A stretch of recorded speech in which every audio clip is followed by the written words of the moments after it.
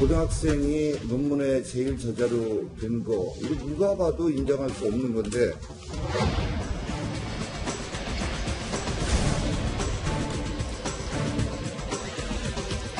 외고에서 이공계 대학으로 가고 의학전문대학원으로 가는 이런 코스가 많이 있었다고 하는데 전형적인 가진 자들의 꼼수 출세 코스라는 단어입니다.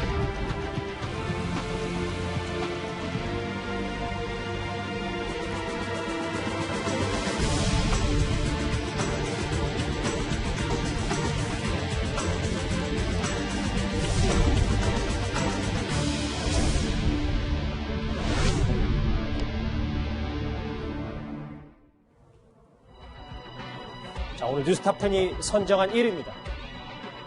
고교생 인턴이 의학 논문의 제1저자냐? 정의를 말하곤 그랬었는데 허탈한 2030이 6위입니다. 이 조국 법무부 장관 후보자 의혹 오늘은 딸입니다.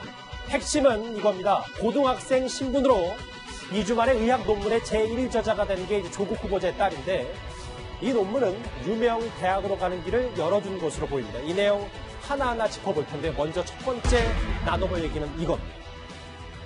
2주 인턴으로 의학 논문 제1저자. 그래픽을 한번 보면서 심층적으로 한번 하나하나 꼭꼭 씹어서 얘기를 해보겠습니다. 이현정 의원님, 네. 같이 그래픽을 한번 보실까요? 이 조국 후보자의 딸이 얘기했던 의학 논문의 이름은 한번 읽어볼게요. 출산 전후 허혈증 저산소 뇌병증에서 혈관 내피 산화질소 합성효소 유전자의 다형성. 이 의학 논문입니다. 저도 오늘 저걸 몇 번을 읽었거든요. 도저히 이해를 못하겠어요. 하나하나 자체가 굉장히 어려운 용어들인데, 사실 이제 조국 후보자의 지금 딸은 사실 이제 외고를 다녔습니다. 그 외고 2학년 때 이제 지금 인턴으로 이제 이 당국대 의대 연구소에 이제 간 것인데요. 그러니까 2주 동안 기간으로 갔어요. 근데 이제 당시에 당국대 이 의대 연구소에서는 이 논문을 준비를 하고 있습니다. 이 논문 자체가 보면 그동안 한 6년 동안 데이터를 수집을 해서 특히 이제 출산 후에 산모들의 어떤 여러 가지 문제에 대해서 이제 연구를 한 논문인데, 그걸 이제 이게 외국에, 즉 SCI가 관련된 외국의 어떤 논문에 등재하기 위해서 연구 중이었어요. 근데 이 연구를 한 6명이서 했거든요. 이 6명 뭐냐면 교수들하고 박사급 연구원들입니다. 예. 그러니까 그런데 또 영어로 논문을 쓰는 것이고. 근데 문제는 이 논문이 이제 발간이 되면서 여기에 제1저자, 원래 이 논문을 쓰게 되면 책임 교수가 있고 제1저자, 제2저자가 있습니다. 예. 근데 참여하는 게 나중에 자기 학문적 성과에 굉장히 중요한 영향을 미쳐요. 교수들 같은 경우 이걸로 이제 평가를 하거든요. 근데 문제는 교수들, 대학 교수들과 그 다음에 이제 박사급 연구원과 똑같이 조국 후보자의 딸이 제1저자로 등재가 된 겁니다. 그것도 고등학교 2학년생. 거의 천재급이죠. 이 논문은요, 당시에 이제 이 교수가 외국에 원래 기재를 하려고 하다가 조국 후보자의 딸이 이제 학교를 입학해야 된다고 그래서 성과를 내야 된다고 그래서 국내 학술지에 기재를 했습니다.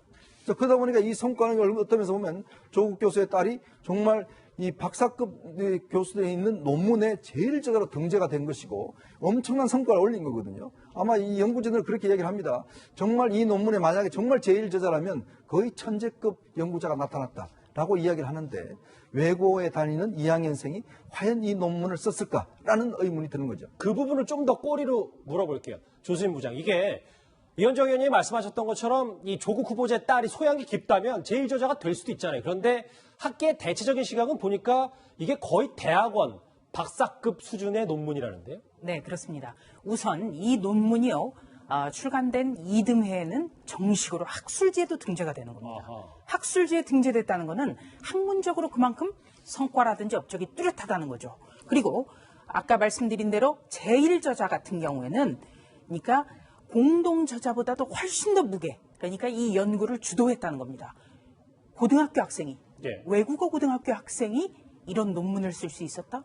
그런데 왜 이 학생은 의학전문대학원에서는 낙제를 했을까요? 그 점도 참 미스테리한 부분이에요.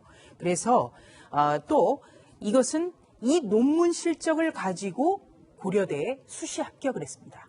만약에 이 논문을 본인이 직접 쓰지 않고, 그러니까 허위로 경력을 만들어서 대학에 합격한 것으로 판명이 난다면 이거는 형법상의 업무방해 혐의가 적용될 수도 있는 아주 중대한 사안입니다. 말씀하신 게 핵심 같아요. 그죠? 야당은 오늘 이 조국 후보자의 딸 논란에 대해서 이렇게 비판했습니다. 같이 들어보시죠. 고등학생이 논문의 제일 저자로 된 거, 이거 누가 봐도 인정할 수 없는 건데, 오늘 아침에 방금 조국 후보자가 뭐 이해도 도저히 안 되는 황당한 이런 해명 아닌 변명을 내놨습니다. 뭐 지도 교수가 책임 저자로 돼 있으니까 문제가 없다라고 하는데, 이 말을 제대로 된 논문을 써본 사람은 이해할 수가 도저히 없는 이런 궤변을 늘어놓고 이걸 해명이라고 하고 있으니 국민을 절로 농락하고 있는 것 아닌가. 이 동아일보의 단독 보도가 나오면서 조국 후보자가 오늘 아침에 장혜철 평론가님 해명을 했는데 이렇습니다. 딸이 보시죠. 멀리까지 매일 오가면서 프로젝트 실험에 적극 참여했다. 조국 후보자 해명입니다. 네, 그리고 단국대 의대 교수 같은 경우도 열심히 참여한 게 기특해서 제2일 저자로 적어줬다고 말을 했습니다만 정작 단국대 층에서는 논문 검증에 미진한 부분이 있었다고 오늘 국민 사과를 했습니다. 그리고 윤리위원회를 구성해서 해당 논문의 이 저자 자격에 결격 사유가 없는지 조사하겠다는 입장을 밝혔어요. 그런데 이 조국 후보자의 딸이 정말 엄청난 천재라서 제1 저자가 될 수 있느냐 없느냐 그 부분을 떠나서 이게 학부형 인턴십 프로그램이라는 다소 생소한 프로그램을 통해서 이 논문에 참여했거든요. 제가 이 프로그램을 조사해 보니까 2008년도 조국 후보자의 딸이 참석했을 때 이 학부형 인턴십 프로그램이 열리고요. 2009년부터 지금까지는 단 한 번도 동일한 프로그램이 열린 적이 없습니다. 그러니까 이게 정상적인 이야기라면 다른 때에도 계속해서 이 프로그램이 열리면서 또 다른 고등학생들도 논문 후보자로 저자로 등록이 돼야 되는 거잖아요. 또 어떻게 공교롭게도 2008년 조국 후보자 딸이 참여했을 때만 이 프로그램이 열렸고 심지어 단국대의 공식 프로그램이 아니라 교수 개인 자격으로 연 비공식 프로그램이라고 합니다. 우연이라면 정말 기가 막힌 우연들이 조국 후보자의 딸을 위해서만 이렇게 하나둘 착착 연결고리로 이어지는 이런 모습에서 많은 국민들 또 입시하는 이 자녀를 둔 학부모들이 응원을 품을 수밖에 없는 상황인 것이죠. 장혜철 평론가님 다시 한번 여쭤보니까 단국대가 검증 논란에 대해서 사과했다는 건 이 의학 논문 제일 저자에 대해서 문제가 있었다는 걸 인정한 거죠? 이 자체에 대해서는 조금 더 살펴보겠다. 정말 문제가 있는지 결격 사유가 있는지는 윤리위원회를 구성해서 조사한다는 입장인데 다만 이런 논란이 불거진 것 자체에 대해서 일단 국민적 유감을 표한 것으로 보여지고요. 사실 지난 여름에 전체 교육부 차원에서 미성년자 학생들이 참여한 논문 검증을 했습니다. 근데 그 논문 검증 대상에 이 조국 후보자 딸이 쓴 논문은 빠져 있어요. 그 이유가 무엇이냐? 본인의 소속을 스쿨, 고등학생이라고 적은 게 아니라 인스티튜트, 그러니까 단국대 소속의 의과학대 연구원인 것처럼 저 논문에 기재가 되어 있거든요. 고등학교 2학년 학생인데. 네, 그런데 이렇기 때문에 지난번 검증에서 이 논문이 누락이 된 거예요. 이런 종합적인 부분들을 단국대가 제대로 검증해서 가능한 빠른 시일 안에 공식적인 입장을 정리할 필요가 있습니다. 자, 화면 보실게요. 요즘 시쳇말로 조국은 조국이 반박한다라는 얘기가 있어서 조국 후보자가 7년 전에 지금 이 순간도 잠을 줄이며 한자 한자 논문을 쓰고 있는 대학생들이 있다. 라는 얘기를 SNS에 했습니다. 네, 조국 후보자가 과거에 정말 많은 글과 말을 했기 때문에 그것이 지금 부메랑으로 돌아오고 있는 겁니다. 그래서 조국 후보자가 요구받고 있는 말빚이 많다. 이런 표현까지 등장을 했는데요. 저 글은 2012년 4월 19일 날 트위터에 게재한 글입니다. 지금 이 순간도 잠을 줄이며 한자 한자 논문을 쓰고 있는 대학원생들이 있다. 그러면서 학계가 반성해야 된다. 이 글은 정치인들의 빈번한 논문 표절을 비판하면서 쓴 글입니다. 그런데 조국 후보자의 딸에 대해서 그 담당 교수는 이렇게 이야기를 했습니다. 딸이 멀리까지 매일 오가면서 영어로 논문을 완성하는 데 기여하는 등 여러 가지 열심히 했다. 그런데 이 열심히 했다고 해서 과연 제일 저자로 올릴 수 있었는가? 이것은 정말 별개의 문제입니다.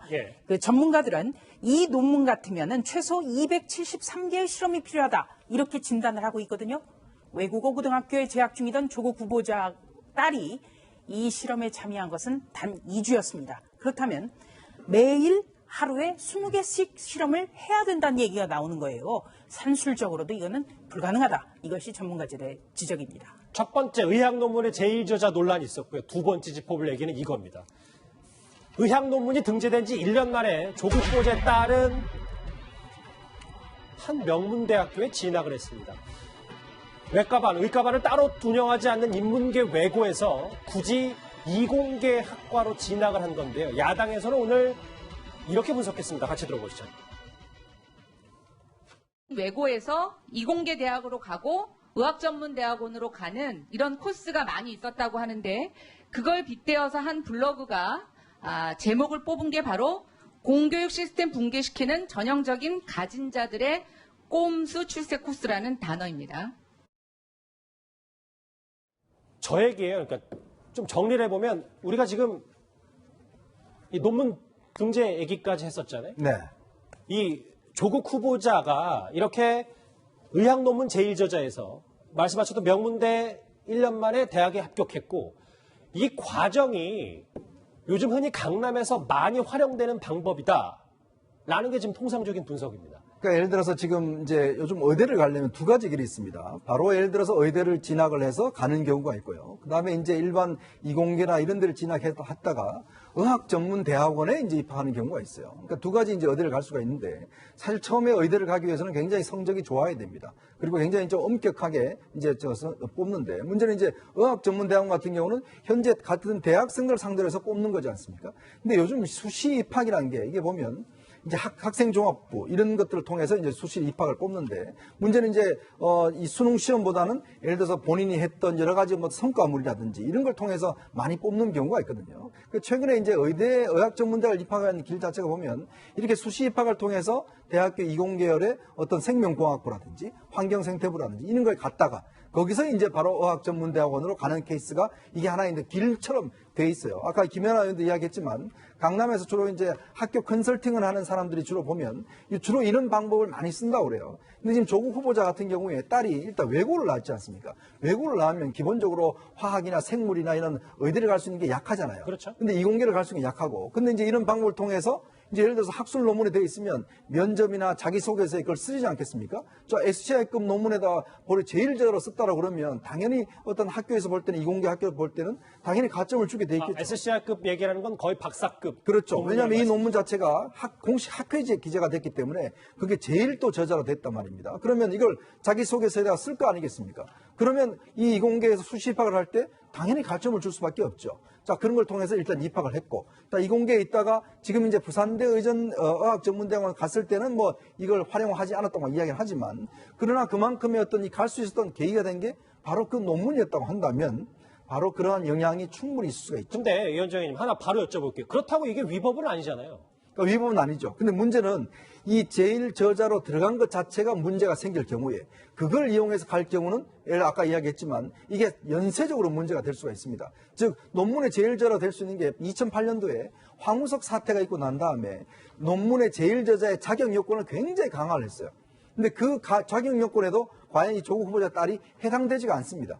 그렇기 때문에 거기서부터 문제가 생기면 지금 당국대가 이거 윤리위를 구성을 해서 조사를 한다고 하지 않습니까? 그럼 만약에 제일 저자의 자격이 문제가 있다. 그리고 그 교수가 굉장히 인위적으로 이걸 했다는 게 밝혀지게 되면 이게 무효가 되면 그 무효된 걸 통해서 학교를 입학하면 고대도 똑같은 제가 볼 때는 아마 그런 조치를 취해야 될 겁니다.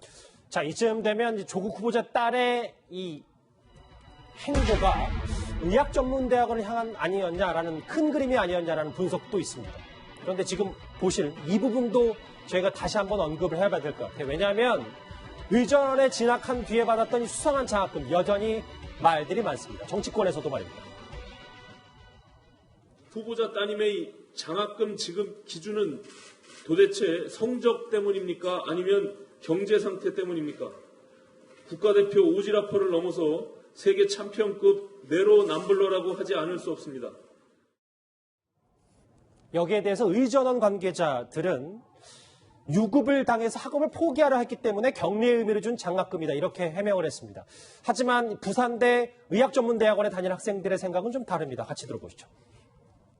저희 힘들게 해서 학교를 다니는데 그 학생들만 그런 식으로 혜택을 받는 거는 형평성에도 어긋나고 말도 안 되는 경우라고 생각하는데 글쎄요, 이 장학금 논란이 더욱더 불을 많이 지핀 것 같아요. 이 대학생들을 향해서. 그러니까 학생들 입장에서는 충분히 그럴 수 있어요. 지금 이제 학생들이 얘기하는 건데 문제는 뭐냐면 장학금이 학교에서 예를 들면 성적 장학금도 있지만 장학금을 기부하는 사람이 또 지정하는 장학금들, 저희 학교 같은 경우도 저희 과도 특정인이 어떤 돈을 이렇게 기부를 하면서 이 분야에 이런 사람을 지급해 주세요라고 특정을 듣는 경우들이 있거든요. 이 소천 장학금이라고 하는 것이 2013년에 이제 한 교수가 본인의 아버지의 호를 따서 장학금을 만들었고 본인이 이제 돈을 내고서 장학금 지급하기 때문에 아마 본인이 이제 선택을 하는 것 같아요.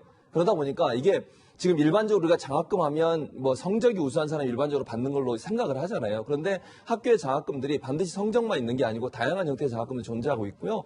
또 이제 기부하는 사람 입장에서 특정 분야나 특정 어떤 학생 이런 학생들을 지목하거나 지정해서 하는 경우들도 있어요. 그래서 아마 이 장학금이 그런 선택의 장학금이 아니었나 하는 생각은 듭니다. 그러나 일반 학생들이 볼 때는 그럼에도 불구하고 열심히 공부하는 사람들은 못 받고 이제 특정인에게 가는 것에 대해서 뭐 이렇게 불만을 표시할 수 있다고 봐요. 충분히. 그러나 이제 장학금이 단순히 우리는 일반적으로 장학금은 성적 좋은 학생만 받는다 이렇게 인식이 돼 있어서 그런 건데 일반 이제 특별 장학금들이 많이 있어서 그런 장학금들은 사실은 이제 기부한 사람의 뜻에 의해서 전달하는 장학금들이 있긴 합니다. 네, 저는 여기에서 조금 다른 견해를 가지고 있는데요.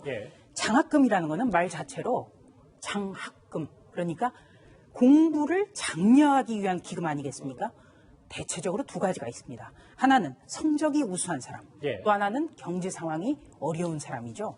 그런데 조국 후보자의 딸 같은 경우에는 우선 성적이 좋지 않았습니다. 유급을 2번 당했어요. 유급을 2번 당했는데 그렇다면 경제 상황이 어려웠느냐? 경제 상황은 유복했습니다. 조국 후보자가 신고한 재산은 50억대입니다. 그럼 굉장히 부유하다고 할 수 있죠. 두 가지 모두 사례에 해당하지 않고요. 그리고 다른 사람 중에 연속해서 6번을 받은 사람이 있느냐? 없습니다. 그렇기 때문에 석연치 않다라는 평가가 나오고요. 더더욱이 조국 후보자 딸에게 장학금을 준 교수가 양산 부산대 병원장을 거쳐서 올해는 부산의료원장으로 취임을 했습니다. 부산의료원장 취임할 때 조국 후보자는 민정수석이었고 추천한 사람은 오거돈 현재 부산시장입니다. 이 경우 어디서 많이 본 것 같습니다. 그러니까 삼성에서 최유라 씨에게 말을 사준 것. 정유라 씨요? 네, 정유라 씨에게. 그런 경우에는 제3자 뇌물에 해당해서 지금 처벌을 받고 있습니다. 그래서 이거는 지금까지는 의혹이지만 정유라 씨를 연상시킨다. 이런 비판도 굉장히 많고요. 또 한 가지는 이 조국 후보자의 딸을 유급시킨 의전원의 교수는 부학장 직위를 내려놨다고 합니다. 알겠습니다. 장혜철 저하고 화면 같이 보실게요. 지금 저희 좌상, 그러니까 제목에도 있는 게 정의를 말하곤 허탈한 2030. 왜냐하면 이 조국 후보자가 과거 에세이를 통해서 특목고는 원래 취지에 따라 운영해야 딸은 외고에 갔고요. 잠줄이면서 논문 쓰는 대학은 장학금은 경제 상태 중심으로 옮겨라. 이 말에 대해서 요즘 조론안부라는 단어도 생겼고 정말 원색적으로 비난하는데 좀 과한 겁니까?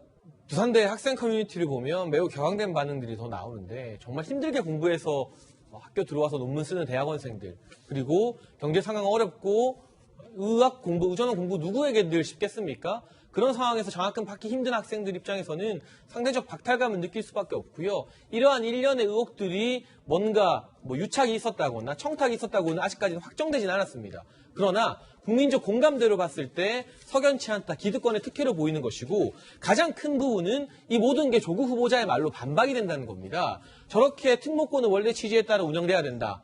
잠 줄이면서 논문 쓰는 대학원생들에게 부끄럽지 않아야 된다. 그리고 장학금은 경제 상태 중심으로 옮겨가야 된다. 또 어떤 말을 했냐면 어린아이에게 펀드 가르친다. 우리나라 동물의 왕국이라는 말을 했는데 정작 본인의 자녀 2사람은 사모펀드에 5천만 원을 투자했고 3억 5천만 원까지 투자하겠다는 약정을 하지 않았습니까? 그리고 위장 편입, 부모들 가슴에 못을 박는 행위다라고 했는데 울산대 재직 시절 딸의 딸의 학교 진학을 위해서 송파로 2달 동안 주소 옮긴 것이 위장 편입 아니냐는 의혹도 불거지고 있어요. 모든 부분에 대해서 조국 후보자가 과거 신랄하게 사회를 비판했던 내용으로 다 반박이 가능하기 때문에 더더욱 젊은 층이 크게 실망을 할 수밖에 없는 상황 같습니다. 저희가 조국 후보자의 딸 의학 논문 논란 그리고 그것과 관련해서 딸의 진학 문제와 관련해서 허탈해하는 2030 문제를 두 가지 이슈 차례로 짚어봤습니다.